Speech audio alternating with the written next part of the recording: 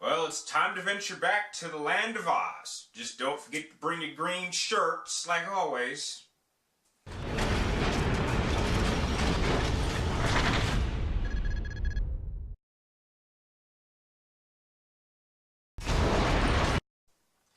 Oz the Great and Powerful. Now, this movie was directed by Sam Raimi, who did create the original first three Spider-Man movies, and this stars James Franco, Mila Kunis, Rachel Weisz, and Michelle Williams. And the story to Oz the Great and Powerful pretty much is a prequel to the original Wizard of Oz, in which it tells the story as for how Oz became, obviously, the Great and Powerful. And it starts off with James Franco's character, and he goes by the name of Oz. And he's this kind of con man, magician in a small town circus, but he wants to rise to be a great, amazing person like Thomas Edison or Albert Einstein or people similar.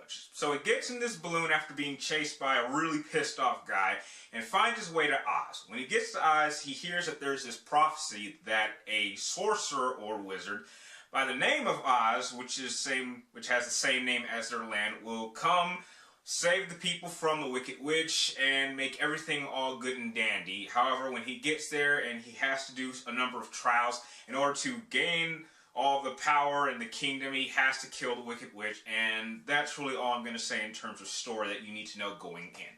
Now, I'm actually happy to say that this was a very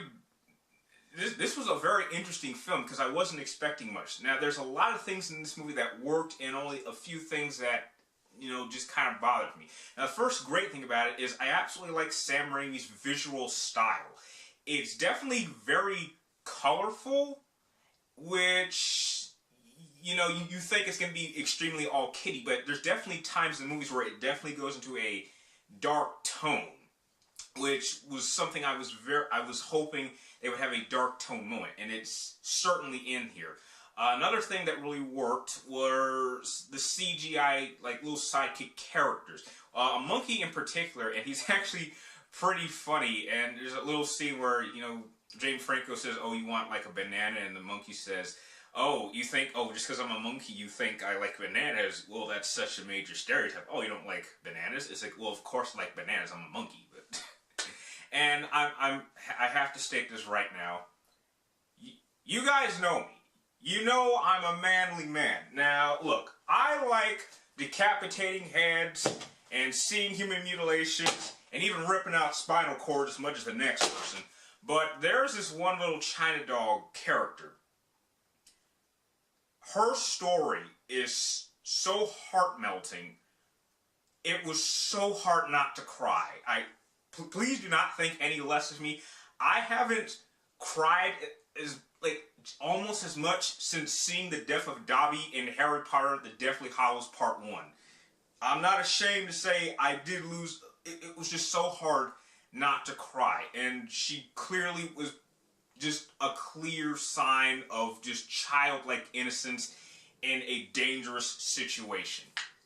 Another great thing that I liked was really how the development of James Franco's character as Oz. Because at the beginning, he starts it as this just stupid con man who just really is only into himself and doesn't want to do anything hard. And he learns over time to rise the occasion. And although he knows he is a fraud, he has to make people believe in him to do great things. And over time, he learns to believe in himself even more. So that development is really well handled. The only major flaws that I can particularly say is that it's a little bit too long. Now, the movie does run at about 2 hours and 10 minutes. They could have cut maybe 20 or 30 minutes from it and kind of sped up a couple things because there are a few scenes that do drag out.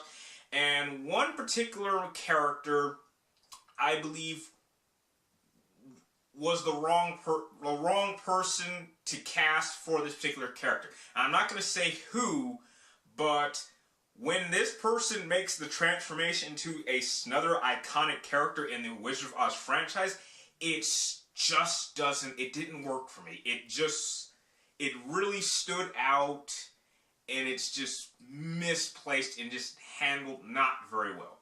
But despite those two flaws, this is still a very, very great movie. Not a good movie, a great movie. If you have little nieces or kids, I would definitely recommend that you take them to it. And if you have a little extra money, I would even recommend that you see this in 3D like I did, because the visual look definitely does come out at you and makes you feel immersive into this world, which is why I'm proud to give Oz the Great and Powerful an A-. Definitely go check it out. If I had kids of my own, I might actually see it a second time.